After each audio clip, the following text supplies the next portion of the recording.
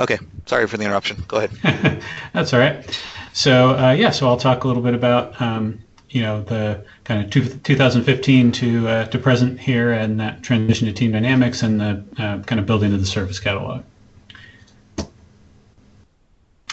So starting in about February of 2015, and through then the next about 4 months, we took the approach of having meetings with various stakeholders, service owners, to try and really flesh out what the needs were going to be for all the different groups, to try and work on that definition of the services that they provided, and then what was going to be needed to implement those services and make them available to the consumers of those services, whether that was just kind of the general population of students, faculty, staff, or the ones that were more specific for targeted to different staff groups. All of those, we tried to talk to all the groups there that would have some kind of stake and need some service, potentially need services that they were going to offer through the service catalog. So we took that time to build that out, and then in July of that year, we cut over and moved from footprints and from ticket desk and the different for the different groups, and cut all those over to Team Dynamics, and had all the services that were going to be available to be requested or presented in the catalog available starting in July. So that was kind of our timeline. This doesn't include all the product selection. All of that was done prior to February, which is when I came on board. So, starting in February, that was, okay, we knew which product we were going with, which was Team Dynamics, and then all of that was implementation and deployment. So, as part of kind of that service definition, and for our initial meetings with the stakeholder groups, we kept it pretty informal in terms of using the word service. You can get real nitpicky if you work on kind of the ITIL specific or some hard and fast definition of a service. For kind of our first pass here, dealing with groups that had varying degrees of expertise and experience, we just wanted to kind of focus with them on what was it they provided and to whom. From that, then we could help those groups and kind of work on that definition of what information was required. So, working with, say, the help desk is, they have a little bit more clarity. They know, okay, we've got to have, password reset. We've got to have a new email account. We've got to have, things where they deal with, large quantities of, the request for particular services. They know exactly what they need. Oh, we need, if they want to do that, we need to collect, name, serial number, favorite color, all those.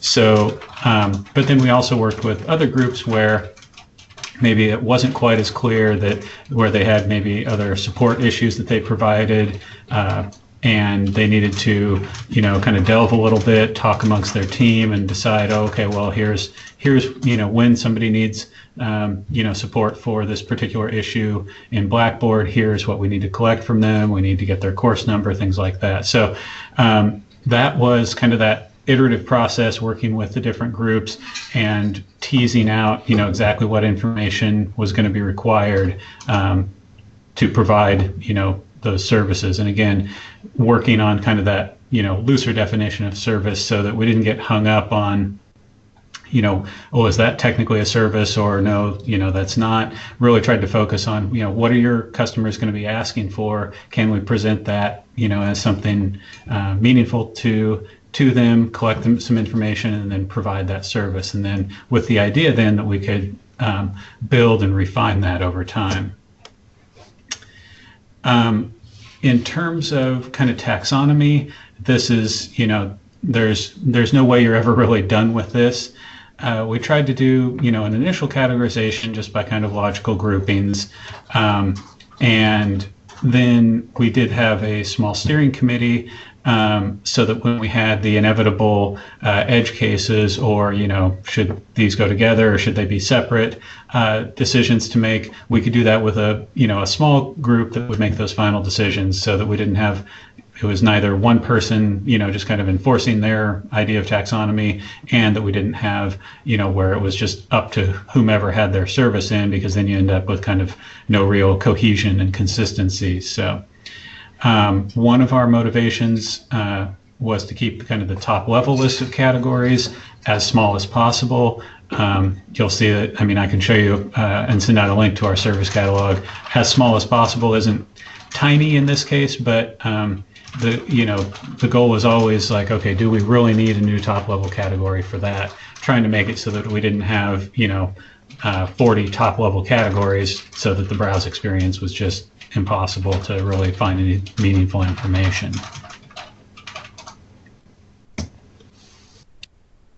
A couple of challenges with this, and obviously there's more than two, but when we were working with the different groups on that service definition, and I kind of alluded to this earlier, different groups are more or less customer savvy. Some groups know exactly what their customers are going to be asking for and what information they need to collect from them. Others, they haven't dealt with kind of that mindset as much. Things are a little looser, and it's not as clear to them what might be needed, because things maybe were tended to be handled more as one-offs, and so there wasn't kind of that, okay, here is exactly, we're going to centralize and say, this is the, what's being requested, this is the information collected. So working with those different groups, some groups were, took a little bit more time and a little bit more effort to kind of tease that out. And then this is one that's come up in, multiple conversations as I've talked about, this transition over the last couple of years. It's a huge help when you have dedicated resources. So I was brought on and specifically tasked with, and myself and one other individual, with meeting with these groups and managing this transition and building up that service catalog. You don't, it's not, it's a burst of effort during that kind of definition and catalog creation. There's less time that's required, ongoing, but that transition time and that definition, there's, a significant effort involved. And then even ongoing, if you want to maintain and enhance the service catalog and the service offerings, and continually improve that, there's ongoing effort. And so having some amount of dedicated resources on that really increases your chances of success there. If you have 10 people who are all responsible for kind of pieces and parts, it's much tougher to get cohesion, and it's much tougher, because then if that's part of their job, then it's competing with other things that they're doing, obviously. And so having resources where this is their kind of dedicated effort, even in the short term, to kind of build that up, it it makes a big difference. And not everybody has that option, and that can lead to definitely lead to challenges in talking with other groups. Like I said, over the last couple of years. A couple minor recommendations. One of the biggies and one of the approaches that we took early on was to focus on good enough. Getting something out there in the service catalog made it so that then we had something that we could iterate on and improve upon. One of the issues that we had with the previous kind of work on service offerings that was, back in the footprints stuff, was trying to do a big design up front and make the perfect set of service offerings. So then you'd have a big, long effort defining all of that, trying to craft the perfect, set of services or offerings, and then not iterating and improving that. And so we kind of flipped that this go around, and took the, okay, maybe you don't know exactly what information you need for the service. Let's get the couple of key pieces and then use it for a month. And if you find after that you'll be able to say, like, hey, we keep realizing that we're missing some key piece of information in the service request. Great, then we go ahead and add it.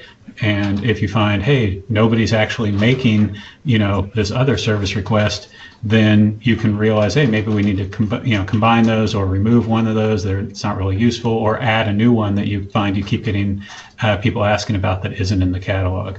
But really focusing on just get something out there, because then you can start having meaningful conversations about how can we improve that, rather than trying to do too much up front to make the perfect set of services. The other piece would be that ownership. So really trying to identify those key stakeholders who can say, hey, this is, I'm a service owner here. I'm the one who's going to know, really, like, hey, are people requesting it? When they do, are we getting the information we need? Is this working for us? What kind of information do we need out of the system to report on, to, keep an eye on these services? Having, the right folks there, and identifying those key stakeholders, in different groups and different areas that are really kind of those champions for services or groups of services, will really improve the overall service catalog experience. One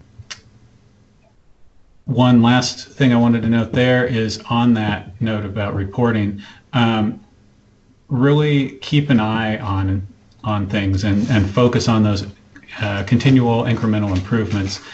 Reporting on that data, which services are being requested, which ones are taking maybe longer than others for the tickets to get resolved.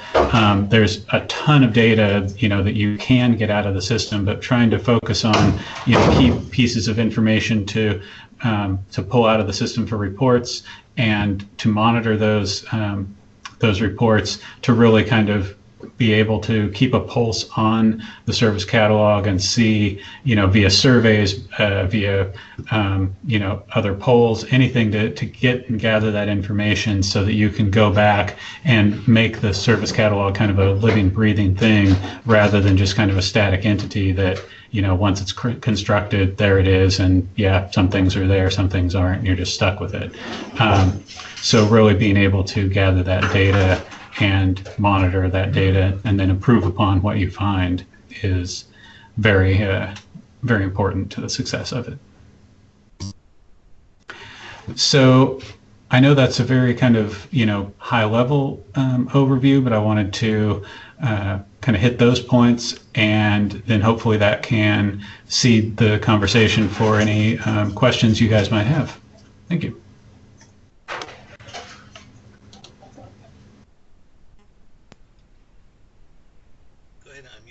Go ahead and unmute yourself, please, if you want to ask a question. If you find that you're unable to unmute you, just let me know, and I'll take care of that for you. Hi, Jason. This is Alex from CSUB. Okay, hi, Alex. We also here at CSUB just finished our service catalog, and we had many of the same problems you did, such as someone to owning the service catalog and trying to get it up there without nitpicking on every little thing. What I found was that we started off by having all the service experts provide us with the information the best they could, and then me and another coworker took over and refined what they wrote, because it was not customer savvy, as you were talking about. And we also used a template, filled out the template basically with all the information they provided, and then sent it to our website. So yeah, we had a lot of the same problems. I think one of our problems now is making sure that people provide us with new information so we can make those updates to our service catalog. I'm worried that things are going to change, but no one's going to let us know. So I'm not sure how we can reach out to them. Do you have any suggestions for that?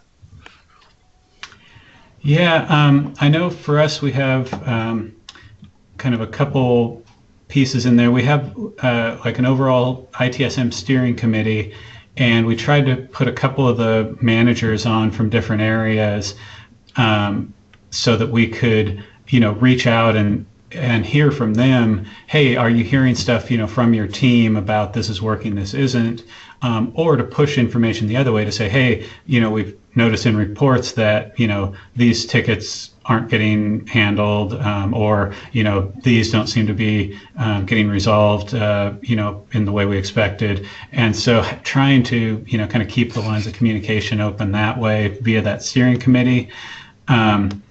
No matter what it is, that is a challenge for sure because, everyone's got, their 60 hours of work that they're trying to do in their 40-hour work week, and trying to keep people focused on some of that kind of meta examination, not just what they're doing, but the work on how they're doing it.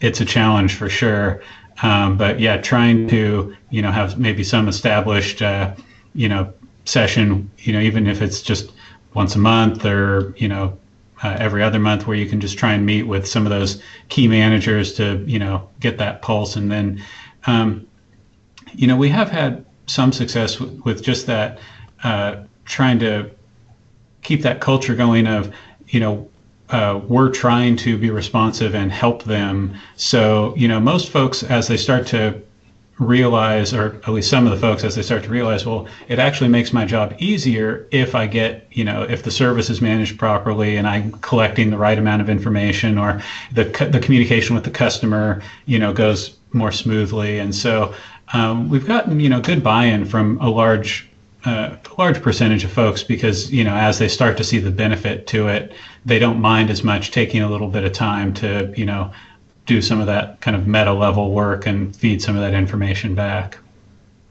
Yeah, I think because we have it posted on the website, we're not sure what type of benefit we're getting from it. We don't know how much benefit we're getting from it. So, we sort of treat it like a project. The project finished and people sort of check that box saying, yeah, we're done with this. Yeah. And we're not really reviewing it or checking it again.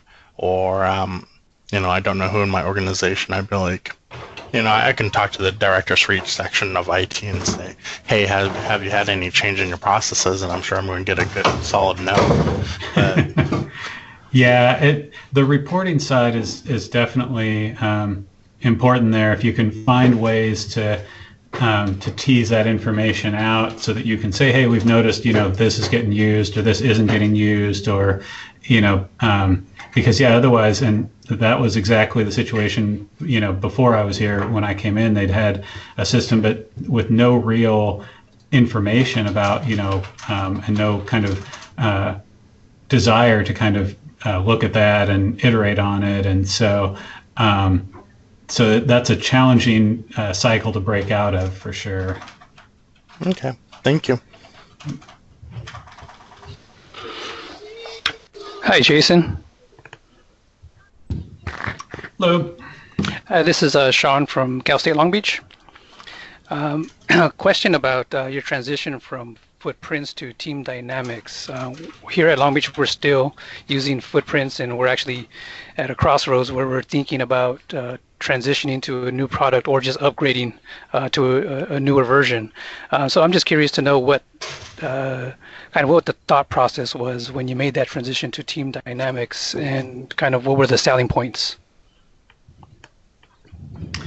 So the product selection, I wasn't part of that product selection committee, and so I'm mostly speaking, coming at it from as a newcomer to Footprints. So take my stuff with a grain of salt from that side, because I was not a Footprints user or administrator. But when with the Footprints implementation, one of the kind of key areas there was with Team Dynamics, the communication with the customer has been very much improved. So we have, the Team Dynamics has their client portal, their, the service catalog that they present to the end users, and then the communication back and forth between the technicians on the back end and the end users can be done either via email, notifications back and forth, or the end users can check and monitor their tickets, directly in that client portal. So one of the big wins there, especially for the folks on our help desk, has been that vast improvement in active customer communication. With Footprints, there was a lot of just kind of fire and forget. It would notify them, but then there wasn't that kind of active kind of dialogue between the end user and the technician. So that's been good. There's, in one sense, it's been good to have kind of a reduced set of options. One of the things with Footprints is, we were using it as a hosted solution, and there was an option to kind of customize, this field or that field, or this form or that form. That's customization can be, powerful and helpful, but it can also lead to, kind of some just a non-standard feel, and things get, kind of tweaked in ways that then don't really fit with how other folks are using the system. With Team Dynamics, it's, it can be, frustrating here and there because you don't have the ability to customize screen X or field Y in a certain way. But the benefit you get out of that is having kind of that common presentation, so you know what you're going to get both from an end user perspective and a technician perspective, kind of across the board there. So that's been, at least as somebody who, comes from the administration side of administrating Team Dynamics, that's been something that I think has helped kind of build kind of that common feel and, common user experience across the product. So another part of it wasn't necessarily product specific, but because we were transitioning, and because, then I came on and we were having somebody kind of dedicated in that role, it was an opportunity from a process side to get folks to kind of forcibly pop folks out of the way that, this is how it's been and, will be with Footprints. And it's like, oh, well, it's a new product. And so that's also an opportunity then to do some of the things I've, kind of went through there, of the meeting with the different groups and, really engaging, folks to define their services and update, what is it you're doing now and how, so that wasn't tool specific. That was more just a process and culture opportunity during that tool transition. Okay, thank you. And, definitely, I'm happy to talk to you more if you want to dive in offline as well. If there's things about Footprints or, kind of compare and contrast things you want to talk about, I'm happy to either answer or, check with some Footprints folks here. Yeah, that'd be great, actually. To piggyback on that, this is Mitch. I added a bunch of resources to our shared folder, and one of them includes a presentation, a tool comparison presentation. Team Dynamics is one of the tools that was reviewed. So it's Team Dynamics, ServiceNow, Sharewell, and something else. So I encourage you to take a look at that document that's in our shared drive. Also, for those that are interested, I just included a link to our service catalog here at Chico. The vast majority of our services you can browse in the service catalog, even anonymously. You can't request anything, so you're not going to be able to actually, fill out a service request. But for those who want to see just the taxonomy and our service catalog entries, the majority of them are, like I said, are available even if you're not logged in. So you can take a look at that link. Feel free to browse around, and that's available to you if you have any questions on that. After you have a chance to take a look later, feel free to hit me up via email. I think Lou had a question. Are you able to speak now, Lou? I know you were on mute. Are you there? Yeah, can you hear me? Yes, I can hear you. Well, actually, he just answered the question. I kind of wanted to see how he had the service catalog structured, kind of from a user standpoint, usability and stuff. But I'll take a look at that link and go from there. And I also encourage you, a good place that a lot of universities started with their service catalog to develop the service taxonomy is from the eCar paper, EDUCAUSE. That's also, if you want to copy that, that's in the shared folder as well. So, anybody else have any other questions for Jason? Yeah, Sean again. I have a follow-up question because I believe Chico was using Confluence for knowledge base, and so I was curious to know what that transition was like from using Confluence and exporting and importing everything into Team Dynamics. I believe there's some sort of integration between or among the various services of a ticketing system, your service catalog, and your KB forums. Is that true that they're integrated? And if so, how was that actually done? So the Team Dynamics does have a knowledge base as part of that client portal. So if you actually, when you're looking at the service catalog, you'll see another tab on there that's knowledge base, and you can, I can direct link that as well. Again, you don't see everything in there. Some of it is limited by permissions, but a good chunk of it is available. We didn't do like a full forklift move of Confluence over to the Team Dynamics knowledge base. What we've done is we've done some incremental work, both creating new articles and then moving existing articles, but we didn't do just kind of the forklift style, because a lot, as you look at, any knowledge base that's been around for a good period of time, and wiki, you realize, oh wait, we've got outdated articles or ones that apply only to Windows XP, or crazy options like that. So some of those needed to be updated, some of them needed to be just retired, and so for specific articles, those have been kind of moved more slowly over time, as the articles are appropriate. We still use Confluence for some of our internal wiki stuff. There's a ton there that we wouldn't really get a big win, trying to shoehorn that over onto the Team Dynamics side. For new articles that we write, or for things that are specific to some new services, we do put that into the Team Dynamics knowledge base, and then you can within Team Dynamics services, you can easily link to related knowledge base articles. So when you're browsing in the service catalog, you can flag a service and say, oh, here's like 2 associated KB articles, and then they'll show up, when you're browsing the service off to the side, they'll be like, hey, for further reading, and have links there. Also within a ticket, when you're replying to a customer, you can say, you can link to a knowledge base article. If they request or ask a question, you can say, hey, yeah, you can learn more about, malware protection in our knowledge base article, and it'll include a link to it.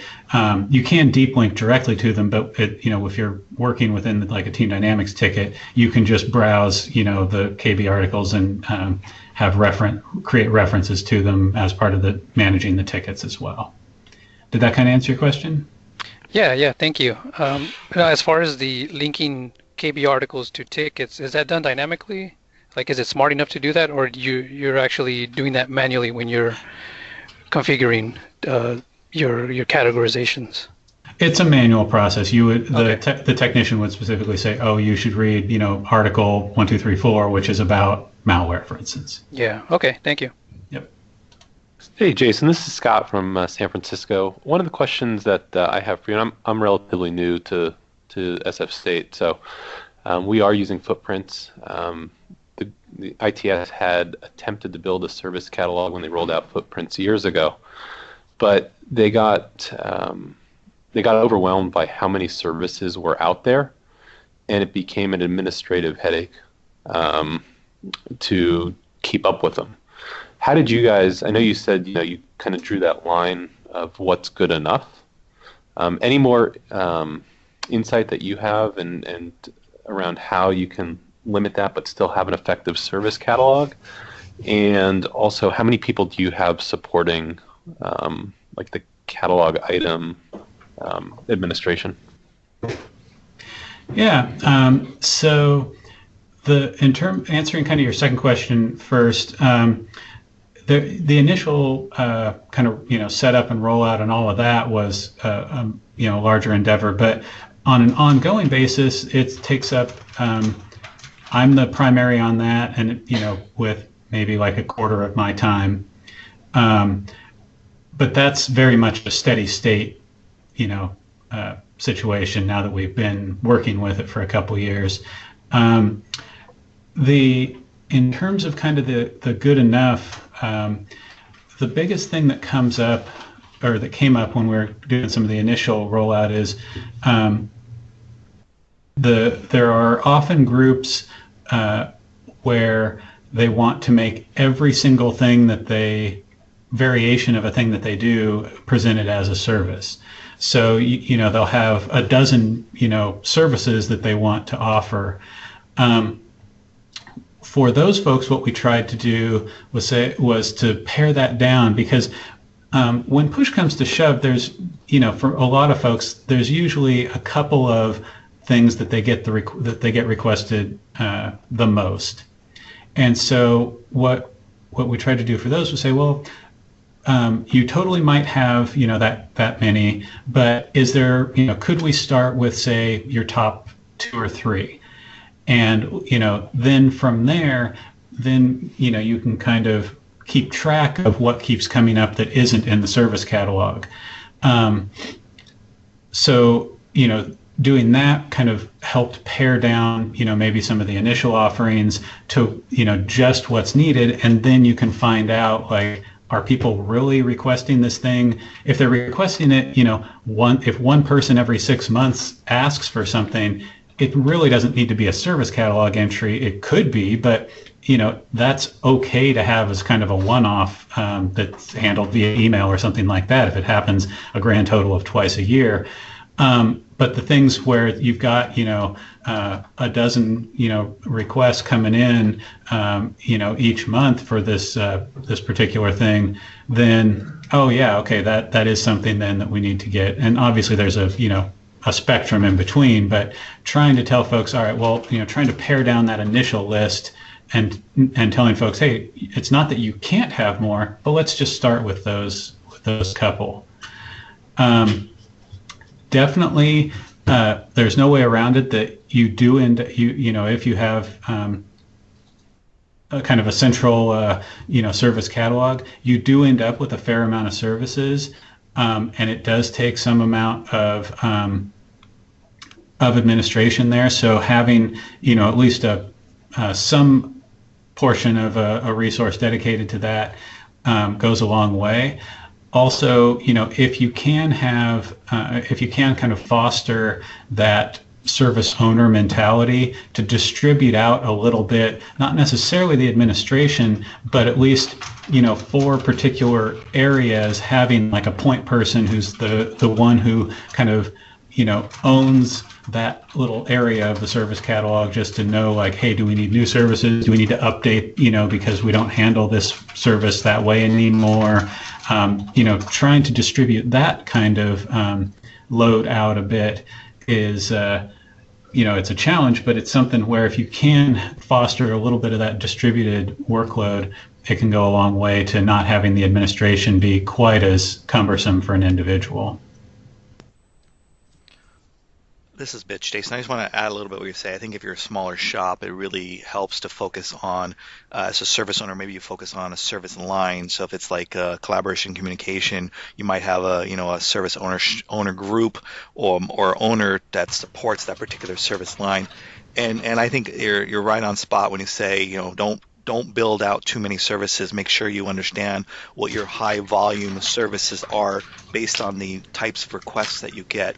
Work with your business to say, okay, is this something that helps your business operations and your business processes, and work from that outside in. I think for our next iteration, we'll really focus on, instead of talking to IT about what our services are, talk to our customers, and that'd be a way to really build out your service catalog in a manageable way. Great. Thanks, guys.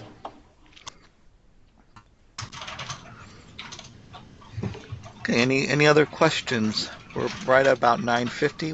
We have time for a few more questions. I was remiss to also announce Scott, our newest one of our newest members from San Francisco Scape. So thank you for joining us, Scott. I hope you get a lot out of our group here. So Yeah, thanks, Mitch. I look forward to working with you all. absolutely. All right. Any last minute questions here for Jason?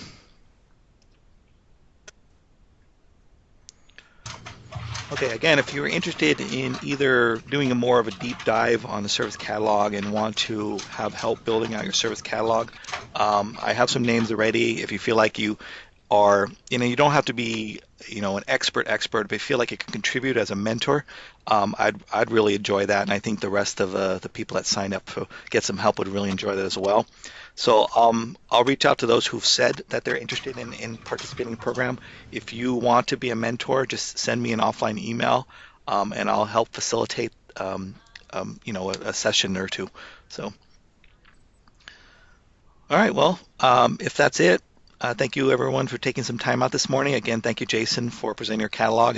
I love the way Team Dynamics. I mean, I'm a ServiceNow guy, so don't get me wrong, but I love the way the Team Dynamics layout, very, very clean, very user friendly, and that's a driver for a good catalog as well as designed for experience. So. Thank you again, Jason. Thank you, everyone, for taking some time out. If you have any other questions or want to reach out to me or anybody else, just feel free to email us. Thank you, Mitch, and thanks for having me. Sure. Thanks, everyone. Bye.